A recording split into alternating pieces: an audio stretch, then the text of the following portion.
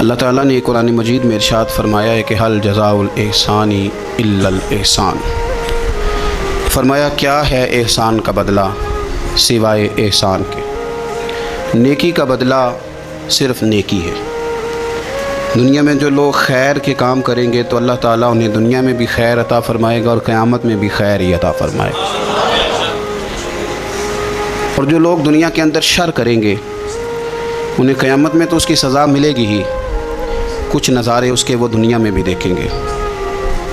ارشاد فرمایا دوسرے مقام پر کہ وَمَن يَعْمَلْ مِثْقَالَ ذَرَّةٍ خَيْرًا يَرَهُ، اگر کوئی ذرے کے برابر خیر کرے گا تو اسے دیکھے گا، اسے وہ دکھائی جائے گی، اور وَمَن يَعْمَلْ مِثْقَالَ ذَرَّةٍ شَرًّا يَرَهُ، اگر ایک ذرے کے برابر شر کرے گا تو اسے بھی دیکھے گا۔ دنیا کے اندر کچھ سزائیں اور کچھ ہمارے حالات کی خرابی کا سبب ہمارے اعمال ہوتے ہیں۔ قرآن مجید نے کہا کہ وما اصابکم من مصیبت فبما کسبت ایدیکم ویعفو عن کثیر، فرمایا جو تمہیں مصیبت پہنچتی ہے تو تمہارے ہاتھوں کے کرتوتوں کے سبب، کسب کے سبب پہنچتی ہے، ویعفو عن کثیر، بہت ساری چیزیں تو ہم ویسے ہی معاف فرما دیا کرتے ہیں۔ زندگی دنیا میں رہتے ہوئے بھی انسان کو کچھ سبق دیتی ہے۔ اگر آپ فصل زمین میں بوئیں تو چاول کا بیج بوئیں گے تو وہاں چاول اگے گا، گندم نہیں اگے گی، اور اگر آپ کاشت گندم کریں گے تو گندم ہی وہاں سے اگے گی، وہاں سے چاول اگ سکتا نہیں۔ یہ نہیں ہو سکتا کہ آپ زندگی میں لوگوں کو تکلیفیں دیں اور خود آپ آرام سے سو جائیں، یہ ہو نہیں سکتا، یہ ممکن نہیں۔ دو جملوں میں میرے نبی پاک صلی اللہ علیہ وسلم نے ہمیں بات سمجھا دی ہے۔ اللہ کے رسول صلی اللہ علیہ وسلم نے فرمایا کہ تم اللہ کے بندوں پہ رحم کرو، اللہ تمہارے اوپر رحم فرمائے گا،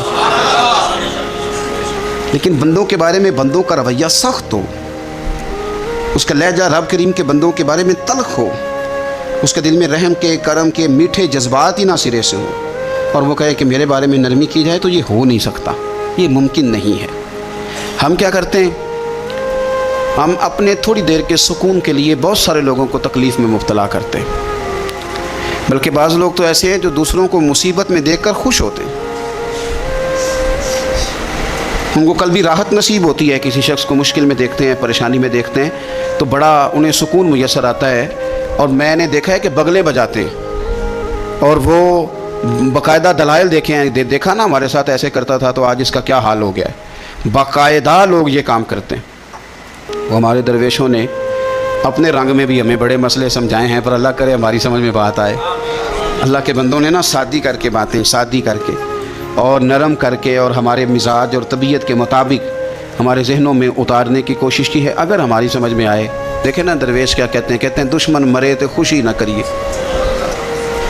دلیل کیا ہے کہ سجنا بھی تو مر جانا ہے نا، یہاں تو یہ کہے نا کہ دشمن مر گیا تو دوست نہیں مرے گا، تو کس طرح سادہ کر کے اور عام فہم کر کے اور ذہن کے قریب جا کے بات سمجھاتے ہیں۔ کہتے ہیں کس بات کا چاؤ کر رہا ہے تو، دشمن مرے خوشی نہ کریے، وہ پائیا سجنا بھی مر جانا ہے، دیگر تے دن آیا محمد اوڑک نو ڈوب جانا ہے۔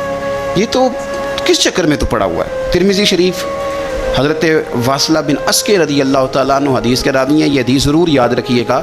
میرے نبی پاک صلی اللہ تعالیٰ علیہ وسلم نے فرمایا اپنے بھائی کو مصیبت میں دیکھ کے خوشی کا اظہار نہ کرو، اسے تکلیف میں دیکھ کر کبھی خوشی کا اظہار نہ کرو، ورنہ حضور فرماتے ہیں اللہ اس پر رحم کر دے گا اور تمہیں اس مصیبت میں مبتلا کر دے گا۔ کبھی بھی دشمن مرے تو کدے خوشی نہ کریے، کیونکہ سجنا بھی تو مر جانا ہے۔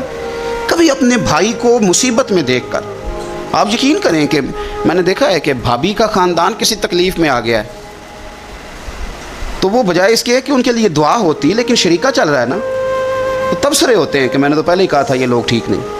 یہ بامروت، با اخلاق اور وفادار لوگوں کا یہ رویہ ہی نہیں ہوتا۔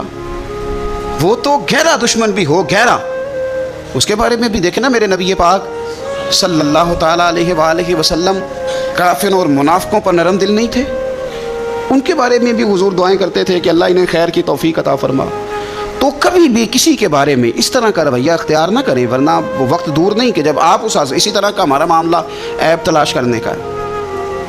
میں کس طرح کھول کے آپ کو یہ بات عرض کروں کہ لوگوں کا دل کرتا ہے کہ ہمیں خوبیاں نہیں کمیوں کا بھی پتہ چلے، ٹٹولتے ہیں کہ تو وہاں نہیں جاتا तू जाता था तो अब क्यों नहीं जाता, और तू अगर जाता है तो फिर तू कोई कहानी सुना, कोई बात छेड़। ये हमारा मिजाज है, हम चाहते हैं। मेरे रब ने हमें महदूद बनाया है, हम लामहदूद क्यों होते हैं? अल्लाह ने हमारे ऊपर रहम फरमाया कि हमें दीवार के पीछे नज़र नहीं आता, ये उसने करम फरमाया। अगर हमें नज़र आता होता तो कितने पर्दे खुल जाते, और बहुत सारी चीज़ें जो पर्दों में रहनी चाहिए थी वो पर्दों में ना रहती। ये उसने करम फरमाया है कि हमें दीवार के पीछे नहीं सुनता, इसको करम समझो, पर्दे न खोलो। अगर हमें ये खबर होती कि सामने क्या है तो बहुत सारे हमारे मामलात ख़राब हो जाते। उसका शुक्र है, उसका करम है। यही बेहतर है कि पर्दों में वो पर्दा पोश रहे, और वो अगर पर्दे उठा दे तो किसे होश रहे। मेहरबानी करें आप, जो अल्लाह ताला ने हमें महदूद बनाया तो लामहदूद होने की कोशिश क्यों करते हो? जहाँ उसने रखा है वहीं रहने को अपने लिए बेहतर जानो, वहीं, वरना हालात ख़राब हो जाएंगे। मेरे नबी पाक सल्लल्लाहु अलैहि वसल्लम ने फरमाया, मुस्नद अहमद में मौजूद है, हुजूर फरमाते हैं लोगों की जासूसी ना करना, उनके ऐब ना टटोलना। बस हुजूर ने कह दिया तो कह दिया, कह दिया, नहीं टटोलने तो सोनिया तेरे गुलाम हैं। सवाल ही नहीं पैदा होता कि हम कभी ये काम करें। हुजूर ने फरमाया किसी के ऐब ना टटोलना।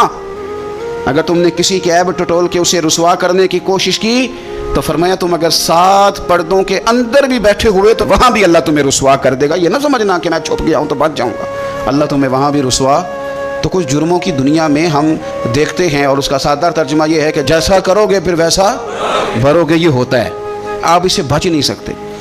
और उस वक्त बंदा बड़ा स्मार्ट होता है, वो अपने आप को बड़ा तेज़ समझता है। वो कहता है मैंने पत्ता फेंका था तो मेरा पता चल गया है, देखा ना फिर। और अब कई दफ़ा मैंने देखा है शरीफ आदमी मजबूर होता है, वो क्या कर सकता है? शरीफ जो हुआ, शर और शरीफ इनका मुकाबला नहीं होता। एक चीज़ है इशारत, तो शरीफ उसका मुकाबला कैसे करेगा? बल्कि शरीफ आदमी तो कई दफ़ा वैसे ही बचता है, कहता है यार मतलब किसी तरीके जान छुड़ाएं, ये शार है और मैं बावजू रहने वाला आदमी हूँ, मैं गंद में कैसे हाथ डालूंगा। वो बचता है तो लोग समझते हैं डरपोक है, हालांकि डरपोक और होता है और शरीफ और होता है। तो शराफत को लोग बुज़दिली जानते हैं।